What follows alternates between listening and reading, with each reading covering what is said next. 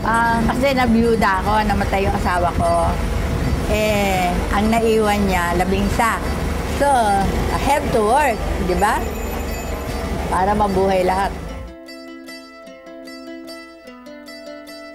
1970, January, kasi namatay si Daddy December 1969. 10 nga kami nun. Tapos buntis siya for the 11th child. 3 months on the way. Kaya, naisip siya na food business para to support her kids na rin sa pagkain. Pag total, marunong naman siya magluto. Kaya nag-umpisa siya ng karinderya. Officially started kasi nilaunch namin siya 1980. Before 1980, niluluto na. Oo. Tapos, inisip niya na gawing menu na rin sa kainan. So, yun na yung pinaka-umpisa ng pansit puti. Parang siguro pag natikman ng tao, na-try kami, hindi na umaalis. Yung pag... Ino-order na nila talaga. Alam na nila eh. Oo. Kasi yung, siyempre yung salin-salin, di ba? Word of mouth, yes. Kaya yung iba curious pag nakita nila. Pag nakita nilang pinapastik puti, ibang klase. Tapos ayaw nilang kainin. Titikman nila. Pag try naman nila, masaya naman sila.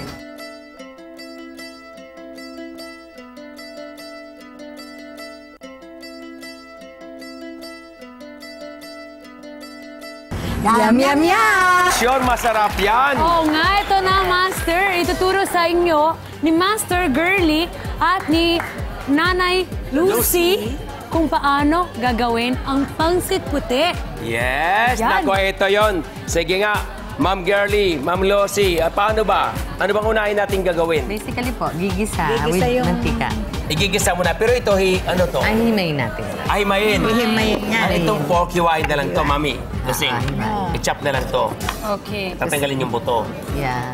So, habang hinihimay mo yan, igigisa ko na po yung yung sibuyas. Yes. Alam mo, Diana, Ano, Chef? kahit na ikaw nga marunong magluto, mas gusto ko matutunan yung mga ganitong sekreto. Ano? May matutunan ka, maganda, di ba? Oo naman. At dapat lang kasi yung mga babae, dapat magaling magluto din, di ba? Oo, kaya ikaw magluto ka na. Para pag nag-asawa ka, marami ka nang mailuluto sa mister mo. In the future, di ba? In the future naman In the future naman. Tama. Yan. Tapos hipon. Ipon. Yun. Ayan. Ito na po, kasama na pork And chicken. Ayun. Tapos Manitira pa. sa baho. Tapos po, yung stock. sabaw na, stock. Ayun. Lahat ba ito? Panimpla. Kalahati. First time mo ba, Chef? Ha? First time na gagawin mo yung ganyan? Oh, first time. Tapos po, Patis. patis. mamaya pa, patis. Kung gusto niya mas konting mas maalat, Parang dagdagan. hindi naman Pwede rin. first time eh. Tapos yung Alam na alam. First time, hindi kasi pag tinuruan ako, madali kong matuto na yan. Oo nga, nakita ko nga. Parang Diba? sobrang pro naman. Oo. Sobra. Tapos ito na. Yung sabaw. Meron naman. May sabaw na. Lahat ko yun? Ah, Yan. halo. Parang sarap naman yan. Ayun.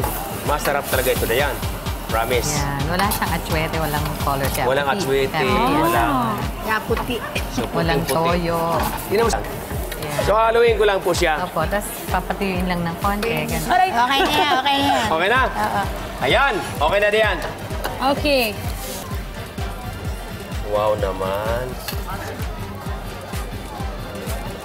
Ayan. Tapos, anong ilagay, Ma'am Girlie? Yan po. Sige po, lagyan niyo na po. Lahat. Sige po, lagyan niyo na. Ayan na. Wow naman. Yan. Pansit na puti.